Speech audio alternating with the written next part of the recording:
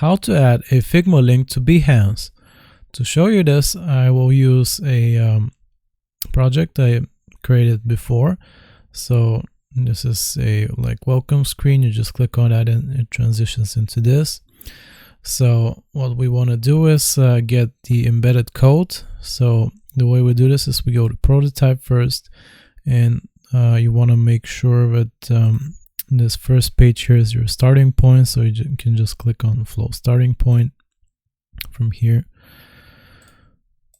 If it's not selected, you just click on that, and now you've chosen it. Okay, so after that we can go to the prototype. Just click on this play button here on the top right, and it will open in a new tab. Just wait for it to load.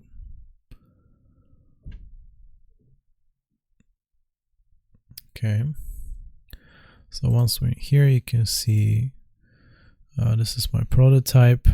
And what you want to do now is go to share prototype, this blue button here.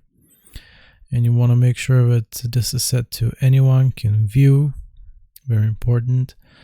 And now we can just get the embedded code from here. That's the code. You just copy it from here. And now we can go to Behance, and from here I'm gonna go to share my work and to project. And if I have other things here like videos or just photos, photo grid of which is part of my portfolio, I can just add this to the other things, which will be interactive. So what I want to do is click embed, and here I can paste the code I copied. Now I can just press embed, and it should load any second now. Here we go. So what it's doing, it's basically redirecting people to this this link, or while keeping everyone inside of this part of the portfolio, so they can, if they scroll through your project, they can see this page here. They can just click on it like this and interact with it as if you would on a mobile device.